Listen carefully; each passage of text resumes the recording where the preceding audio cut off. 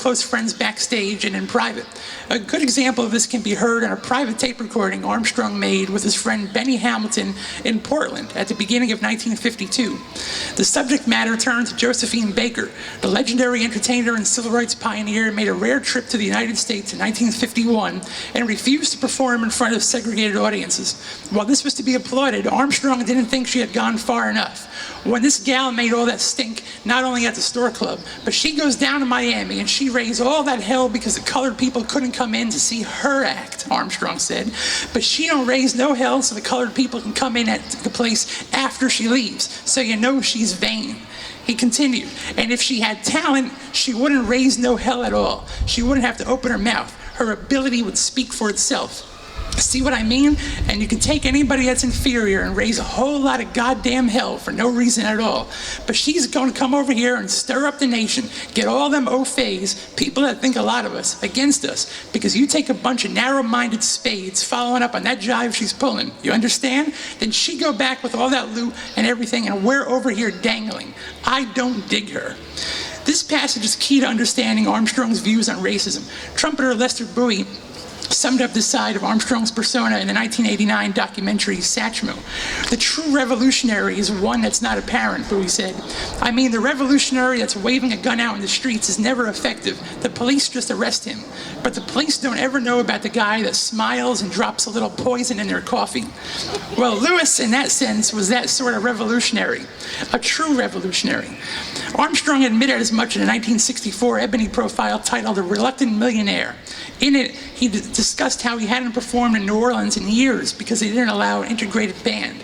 I can't even play in my own hometown because I've got white cats in the band, he said. All I'd have to do is take all colored cats down there and I could make $1 million, but to hell with the money. If we can't play down there like we play everywhere else we go, we don't play. So this is what burns me up every time some damn fool says something about Tommy. Armstrong imparted more of what Bowie would call his revolutionary philosophy.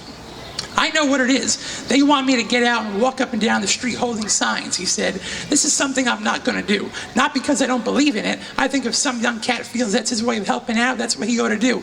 But me, if I'd be out somewhere marching with a sign and some cat hits me in the chops, I'm finished. A trumpet man gets hit in the chops and he's through. If my people don't dig me the way I am, I'm sorry. If they don't go along with me giving my dough instead of marching, well, every cat's entitled to his opinion. But that's the way I figure I can help out and still keep on working. If they let me alone on the score, I'll do my part in my way.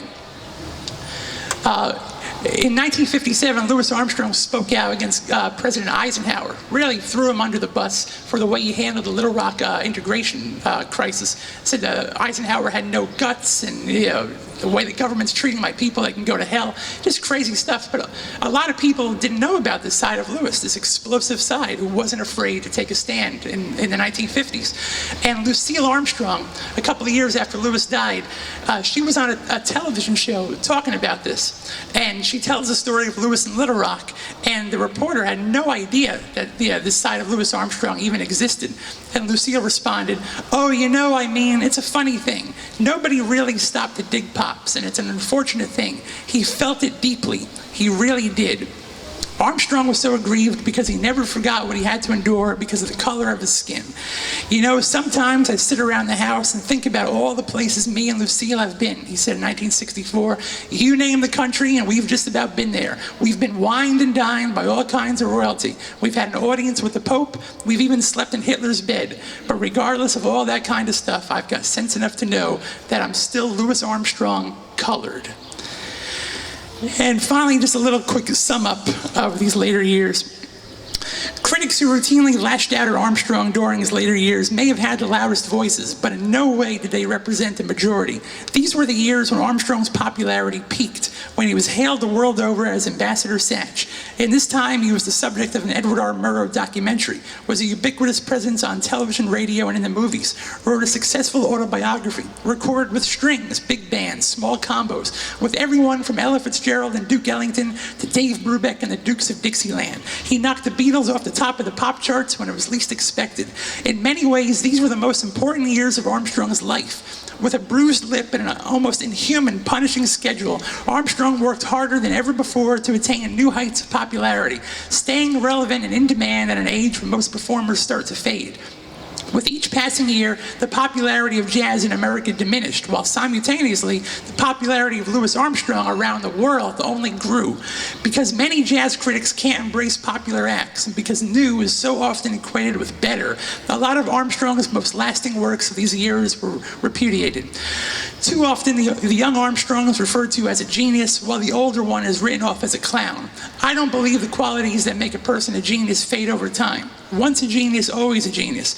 Louis Armstrong was not only a musical genius, but he was also a once-in-a-lifetime character, a civil rights pioneer, an unimpeachable icon of entertainment, and also one of the most unique human beings to ever grace the planet. The story of Louis Armstrong's later years is a continuing saga of an American genius who beat all the odds, rising up from the lowest levels of poverty to become America's ambassador of goodwill. Armstrong once addressed that title in the late 1960s, telling a friend that it made him feel good. "It's nice to hear that," he said, "because, I mean, the kid has come a long way."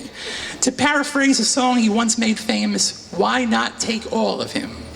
Thank you.